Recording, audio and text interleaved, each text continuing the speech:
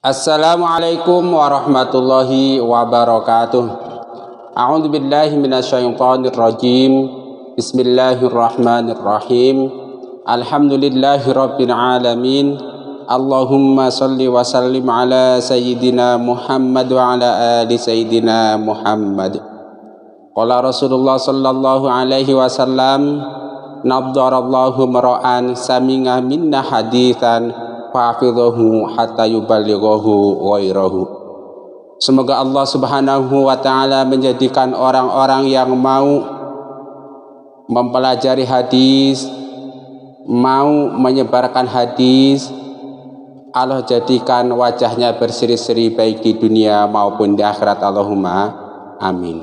Semoga Allah Subhanahu wa taala juga menjadikan orang-orang yang mau menonton video ini, mau mensubscribe channel ini, lalu mau men-share-nya, Allah jadikan orang-orang yang bahagia baik di dunia maupun di akhirat. Allahumma amin. Kaum muslimin rahimakumullah, marilah kita sama-sama melanjutkan belajar membaca kitab hadis Al-Jami'us Shahih karangan Imam Suyuti.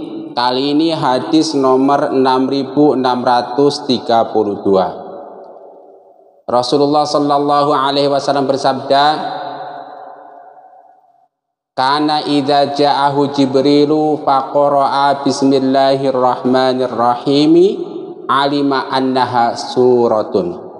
Artinya hadis nomor 6632, apabila malaikat Jibril datang kepada Nabi sallallahu alaihi wasallam dan membaca bismillahirrahmanirrahim, maka beliau tahu sesungguhnya itu adalah surat Al-Quran yang baru. Hadis riwayat Hakim dari Ibnu Abbas. Status hadis ini sahih.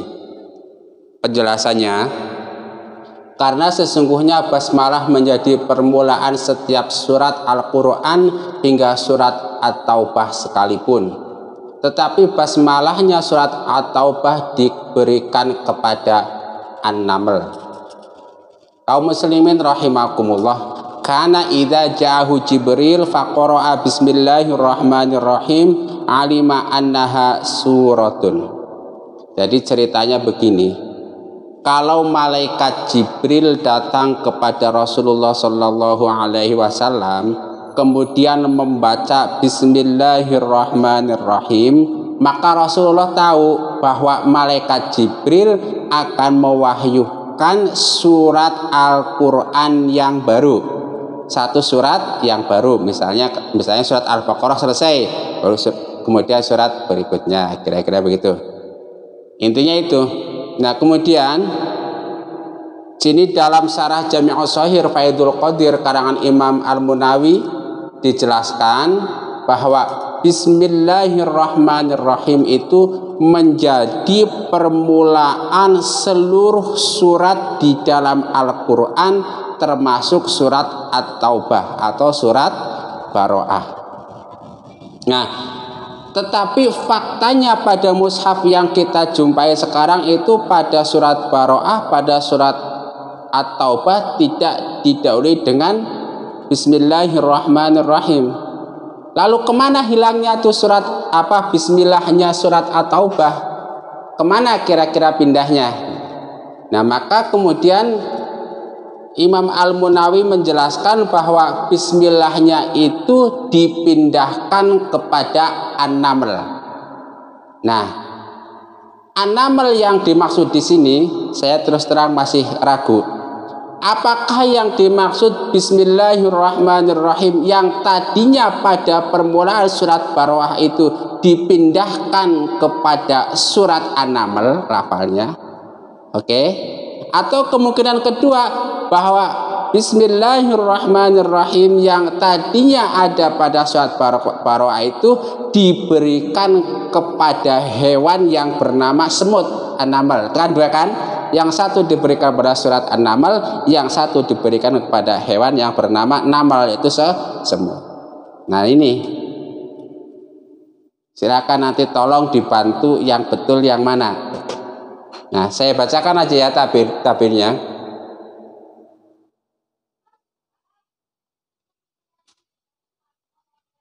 Likaunil basmalati awalu kulli suratin minal Qur'an hattal baro'ah. Karena sesungguhnya bismillah itu menjadi permulaan setiap surat sampai surat Al-Baro'ah pun ada bismillahnya, kira-kira begitu kalau tafsirannya. Kama qala Ibnu Arabi qala, nah ini pendapatnya Imam Al-Munawi ini didasarkan kepada perkataan Ibnu Arabi, lakin basmalatuha nuqilat ilan namli, tetapi bismillahnya surat Al-Baro'ah itu dipindahkan kepada An-Naml di sini tulisannya. Maka saya ragu An-Naml ini apakah maksudnya surat An-Naml? Apa An-Naml yang dimaksud di sini adalah hewan yang bernama semut atau naml? Karena pada penjelasan berikutnya, fa innal haqqa ta'ala idza wahaba syai'an lam yarji bihi wala yarudduhu ilal adam. Nah, karena salah satu sunnah Allah Subhanahu wa taala ketika dia memberi sesuatu tidak mengambilnya kembali dan tidak mengadamkan.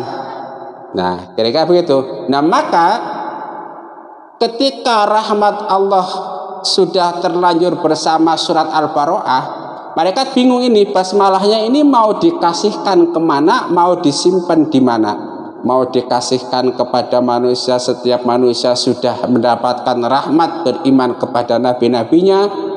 Nah, akhirnya malaikat mendapatkan dawuh itu diberikan kepada hewan yang bernama An-Naml. Nah, itu yang membuat saya bingung ini An-Naml. Nah, nanti tolong ya yang punya ini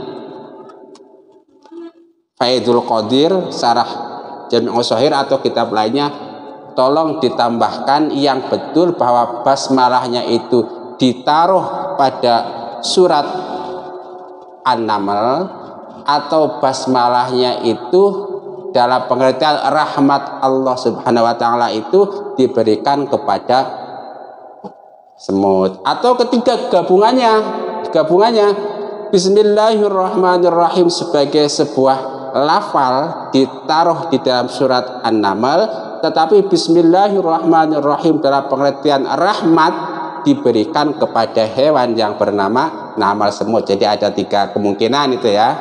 Yang pertama, bismillahnya diberikan kepada surat An-Naml. Yang kedua, bismillahnya diberikan kepada hewan yang bernama semut. Kemungkinan yang ketiga, Bismillahirrahmanirrahim sebagai sebuah lafal ditaruh dalam surat An-Naml. Dan yang ketiga, Bismillahirrahmanirrahim sebagai pengertian rahmat diberikan kepada An-Naml, yaitu semut. Itu satu. Nah, kemudian persoalan kedua yang dituliskan oleh Imam Al-Munawi dalam mensyarahi hadis ini, yaitu tentang membaca Bismillahirrahmanirrahim ketika sholat. Jadi ceritanya ada seseorang bermadhab Syafi'i yang mewajibkan membaca Bismillahirrahmanirrahim ketika sholat, sehingga kalau tidak membaca Bismillah dia batal sholatnya. Nah, yang kedua adalah madhab Maliki, yang salah satu ulama madhabnya mengatakan seandainya membaca Bismillahirrahmanirrahim dalam sholat maka tidak membatalkan sholat. Maka di sini pilihannya agar orang-orang yang bermadhab Syafi'i sholatnya sah dan tidak batal, lalu orang-orang yang bermadhab Maliki sholatnya sah dan tidak batal. Kalau mereka kebetulan sholat bersama, maka pilihannya adalah membaca Bismillah. Kenapa pilihannya membaca Bismillah? Ya, kalau dia membaca Bismillah dua-duanya nggak batal. Yang bermadhab Syafi'i tidak batal, yang bermadhab Maliki juga tidak batal, karena ada ulama yang mengatakan nggak membatalkan. Kira begitu.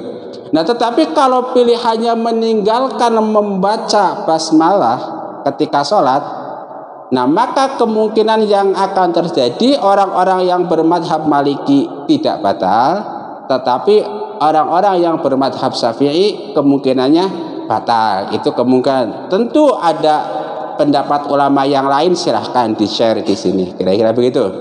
Ya, asal tahu aja ya, mudah-mudahan bermanfaat bagi kita sekalian. Rabbana taqabbal minna innaka antas samiul alim wa tub alaina innaka antat tawwabur rahim. Subhanakallahumma wa bihamdika asyhadu an la ilaha illa anta astaghfiruka wa atubu ilaik. Wa afa minkum wassalamu alaikum warahmatullahi wabarakatuh.